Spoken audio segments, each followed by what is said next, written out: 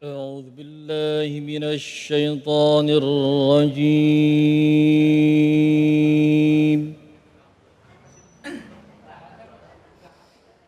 بسم الله الرحمن الرحيم.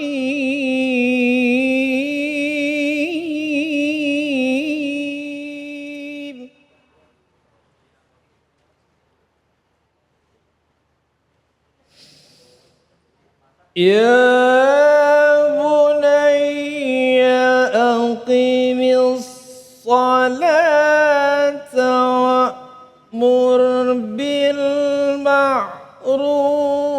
وانه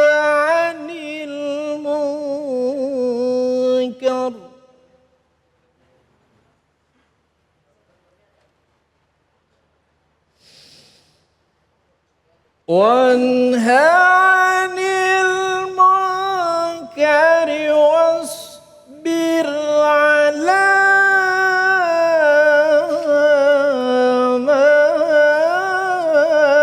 أصابك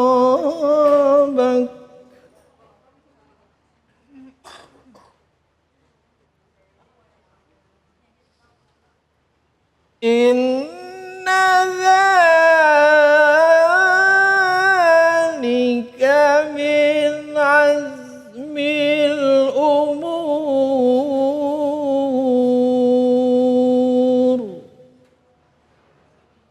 صدق الله العظيم.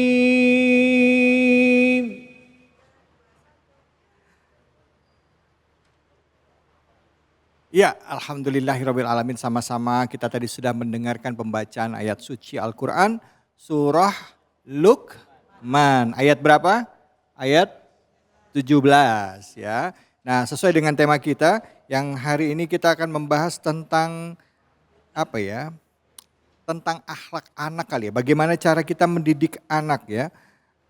Akhlak orang tua di dalam mendidik anak itu begitu kita perlukan. Nah, untuk mengkaji dan juga mengartikan serta menafsirkan ayat ini ya tentunya sudah hadir seperti yang tadi sudah saya sampaikan guru kita Ustadz Samsul Ma'arif. Silakan Ustadz Fadl. Ya. Assalamualaikum warahmatullahi wabarakatuh. Waalaikumsalam warahmatullahi wabarakatuh. Alhamdulillahi rabbil alamin. Wabihi nasta'inu ala umuri dunya wad din. Wassalatu wassalamu ala ashrafil mursalin. Sayyidina wa maulana Muhammadin sallallahu alaihi wasallam wa ala alihi wa ashabihi ajmain, amma ba'du. Bapak-bapak, ibu-ibu, pemirsa Cahaya Hati yang dirahmati Allah. Alhamdulillah pada hari ini kita masih diberikan kesempatan oleh Allah untuk bertemu, untuk ngaos. Untuk apa, Bu? Ngaji, Bu.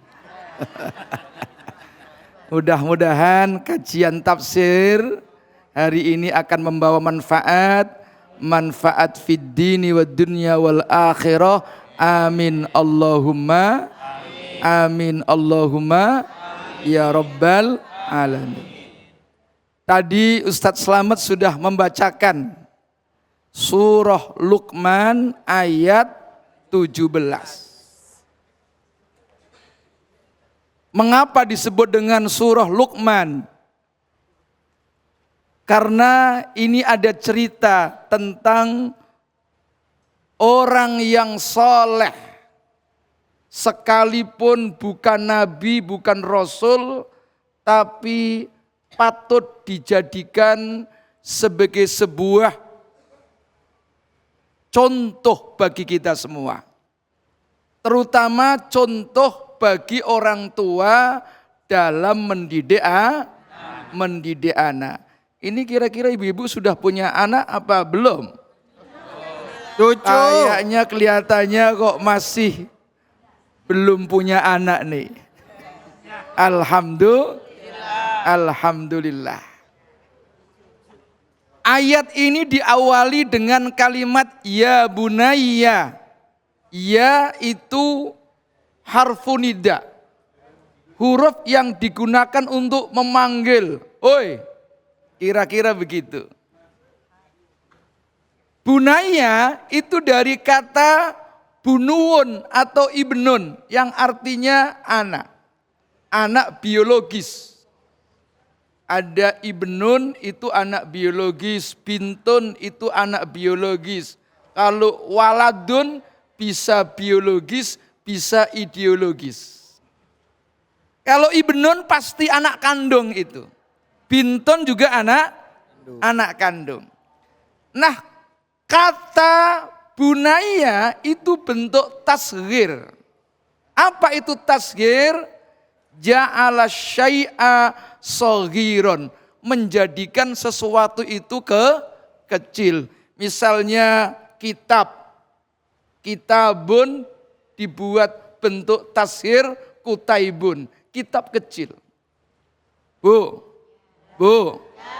ibu bapak pernah mendengar sahabat yang namanya Abu Hurairah? Kenal Abu Hurairah? Kenalan di mana? Abu Hurairah itu salah seorang sahabat yang paling dekat dengan Nabi yang banyak meriwayatkan hadis. Namanya aslinya Abdurrahman bin Sakhr. Namanya Abdurrahman. Tapi panggilannya Abu Hurairah. Abu itu bapak, Hurairah itu kucing kecil. Nah, Hurairah itu dari kalimat hurratun yang artinya kucing, lalu ditashir menjadi Hurairah. Kucing kecil. Nah, tashir ini ada kalanya hakikian, ada kalanya maknawian. Menjadikan sesuatu menjadi kecil itu hakiki. Tapi bisa jadi kata tashir itu digunakan bukan hakikatnya, tetapi maknanya. Kata bunayya, anak kecil ya, anak ya kecil. Kecuali bocah. Ya, bocah walaupun badannya gede, otaknya belum pecah. Itu bocah. Anak kecil iya fisik. Tetapi tashir kadang-kadang dimaknai secara maknawi. Artinya digunakan bentuk tashir adalah karena kedekatan dan rasa sayang. Nabi Muhammad SAW memanggil istrinya ya Humaira. Itu dari kata hamro yang artinya merah. Tapi bukan merah kecil, tapi kemerah-merahan. Wahai istriku yang kemerah-merahan. Kalau di kita ini ibu-ibu, untuk membuat kalimat tashir yang tadinya panjang dipendekkan. Misalnya sayang dipendekkan menjadi ayang. Atau diambil depannya say. Kayak masih muda aja. Nah, ya bunayya itu adalah panggilan karena dekat dan sayang. Ya bunayya aqimis sholah wa'mur bil ma'rufi wanha 'anil munkar. Wahai anakku sayang, pertama, aqimis sholah, tegakkanlah sholat. Lalu yang nomor 2, digandeng dengan perintah supaya melaksanakan amar ma'ruf nahi munkar. Ayat ini bisa kita ambil sebuah pelajaran bagi orang tua. Salah satu yang harus diajarkan oleh orang tua kepada anaknya adalah melatih ibadah amaliyah. Salah satu ibadah diwakili dengan ibadah sholat. Lalu kemudian digandeng dengan perintah amar ma'ruf. nahi mungkar. Artinya apa? Di samping perintah amaliyah, orang tua harus memberikan modal yang nomor 2 adalah ilmu. Karena orang mau amar ma'ruf, nggak punya ilmu, apa yang mau disampaikan? Itu sebabnya disebut al-ma'ruf. Al-ma'ruf itu sesuatu yang baik, yang diketahui. Dari kalimat arafa ya'rifu. Bisa irfanan, bisa urfan. Bisa muncul kata irfanan yang artinya pengetahuan. Juga bisa muncul kalimat urfan, yaitu kebiasaan dan tradisi. Dalam adigium kaidah hukum ada terminologi uruf. Uruf itu adat. Al-adah muhakkamah misalnya. Nah, orang yang mau amar ma'ruf harus tahu. Tidak hanya sekedar tahu, tidak hanya sekedar alim, tetapi harus arif, harus bijaksana. Itu sebabnya orang sholat bareng gandeng dengan orang yang ngerti ilmunya. Kalau enggak ngerti ilmunya, ya banyak amaliyah kita, ibadah kita ditolak gara-gara tidak ngerti ilmu. Jadi perintah sholat dengan perintah amar ma'ruf itu satu paket. Satu sisi orang tua punya kewajiban mengajarkan ibadah amaliyah yang sifatnya praktis. Di sisi yang lain juga harus mengajarkan kualitas ilmu. Karena apa? Ibadah amaliyah tanpa ilmu, maka bisa jadi amaliyah ibadahnya ditolak, tidak diterima. Lalu kemudian para hadirin, bapak-bapak, ibu-ibu yang dimuliakan Allah, ayat ini dilanjutkan dengan kalimat wasbir ala ma asobak. Wasbir, sabaro siro. Bu, pernah dengar kata sabaro? Iya, karena ibu-ibu punya anak 3 bulan gak bayar-bayar, ngaji gak bayar-bayar, gurunya ngingetin, nak nanti kalau pulang kamu baca yang kenceng ya. Baca apa? Ba fathah ba, ya fathah ya, ro fathah ro, bayaro. Ustadznya ngajarin begitu, begitu pulang emak-emaknya bales, nanti kalau ketemu ustadzmu baca yang kenceng ya. Sod fathah so, ba fathah ba, ro fathah ro, sabaro. Satu-satu, ya Bu ya. Nah, dalam rangka melaksanakan amar ma'ruf nahi mungkar itu banyak tantangan, banyak ujian, banyak godaan. Apalagi kalau ustadznya ganteng kayak begini nih. Oh, dari tadi ibu-ibu siapa tuh? Udah punya istri apa belum? Ujiannya banyak, macam-macam ujian orang amar ma'ruf nahi mungkar.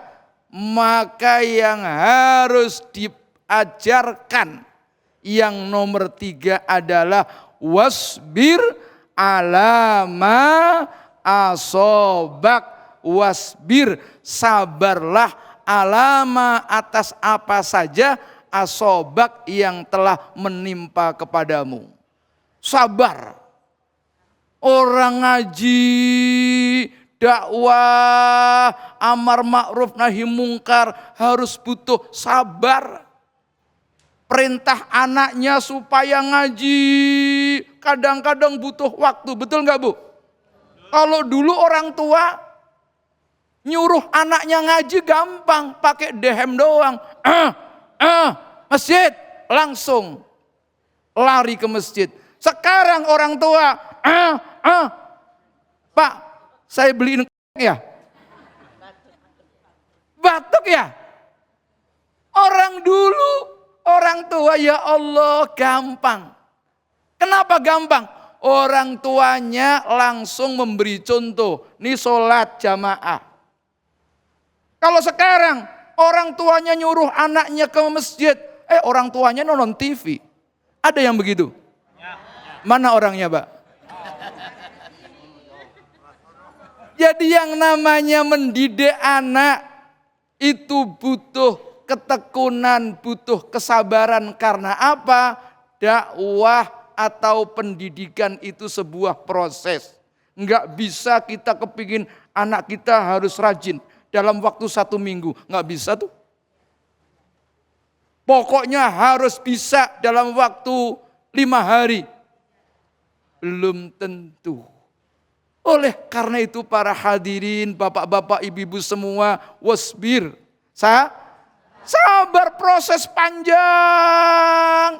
Kadang-kadang 1 tahun baru anak kita ini faham. 2 tahun baru mau ngaji, mau sholat, mau jamaah. Kalau anaknya belum mau, kita doakan, enggak boleh ada paksaan. Apalagi sampai menyakitkan hati. Nah, inilah pentingnya kita ngaji berdasarkan ilmu tafsir yang kita pahami dari ayat Al-Quran. Mudah-mudahan anak kita semua menjadi anak yang soleh, solehah, sesuai dengan ajaran prinsip yang ada di dalam surah Luqman. Demikianlah para hadirin, kurang lebihnya mohon maaf. Ya Bu ya, maafin kagak? Insya Allah. Wallahul muwaffiq ila aqwamit thoriq. Wassalamualaikum warahmatullahi wabarakatuh. Waalaikumsalam warahmatullahi wabarakatuh. Alhamdulillah, terima kasih banyak Ustaz Samsul Ma'arif yang tadi sudah mengkaji ya surah Luqman ayat 17. Diingatkan dalam mendidik anak itu ya, itu pertama-tama disuruh anak kita untuk sholat yang diikuti dengan amar ma'ruf, dan juga kita diajarkan juga untuk bersabar. Harus sabar. Sabar tuh jangan yang gini, sabar. Insya Allah kita akan lanjut lagi ngajinya. Terima kasih banyak guru, terima kasih banyak Ustadz atas ilmunya, terima kasih. Nah, kita dengerin lagi yuk, nanti Ustadz Slamet ngaji lagi, baca Quran lagi. Surah yang akan dibaca setelah ini adalah surah Ali Imran ayat 36, dan nanti kita akan ngaji lagi dengan guru kita yang hadir yaitu Gus Rifan. Tentunya hanya di sini di Cahaya Hati Indonesia.